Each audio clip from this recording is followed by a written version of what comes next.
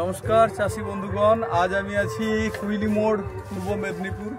এটা ভগবানপুরের কাছাকাছি আছি। আজকে আমি শক্তিপদ বর্মনের শক্তিপদ সিংহের কাছে।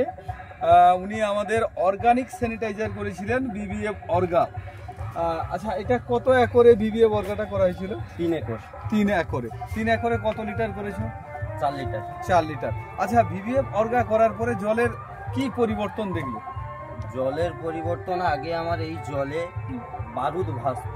আচ্ছা, সেই থেকে এখন বারুদ ভাসত মানে জলের কালারটা বিভিন্ন রকম ছিল এবং চেঞ্জ হতো। আচ্ছা আচ্ছা আচ্ছা। এই মুহূর্তে আমি করা হয়েছে আজকে 3 দিন। আচ্ছা, 3 দিন করার পর ওই বারুদ ভাসাটা বন্ধ হয়ে গেছে এবং জলের কালার সুন্দর দাঁড়িয়ে আছে, সুন্দর পাতলাও হয়েছে, জলও পাতলা হয়েছে বাস।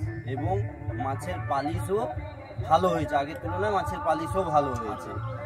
এটা সম্ভব হয়েছে বিবিএফ অর্গার জন্য। এটা কি না অর্গানিক স্যানিটাইজার। কেমিক্যাল স্যানিটাইজারে কি হয়, মাছের পালিশ কাটতে পারে। আচ্ছা, তুমি অন্য কোথাও অন্য কোনো স্যানিটাইজার ইউজ করেছিলে? অবশ্যই, আমার সামনে একটা পুকুর আছে, সেখানে আমি অন্য স্যানিটাইজার ইউজ করেছি। আচ্ছা, দুটোর অনেক ডিফারেন্স আমি নিজে থেকেই বুঝতে পেরেছি। আচ্ছা, এটার কাজ যথেষ্ট ভালো পেয়েছো তুমি? অবশ্যই। তো চাষি বন্ধুগণ, আমি বলতে চাই আপনারাও আমাদের এই বিবিএফ অর্গা ইউজ করুন। এটা সম্পূর্ণ অর্গানিক, মাছের গ্রোথের জন্য যথেষ্ট ভালো।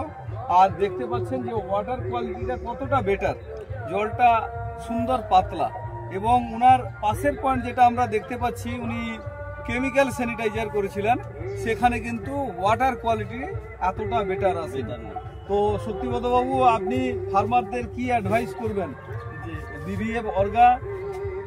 আমি যত ফার্মার আছে সবাইকে বলবো যে এই স্যানিটাইজারটা ইউজ করে একবার দেখুন যে রেজাল্ট। অবশ্যই আমি রেজাল্ট পেয়েছি, মানে অবশ্যই চাষি ভাইরা অবশ্যই রেজাল্ট পাবে।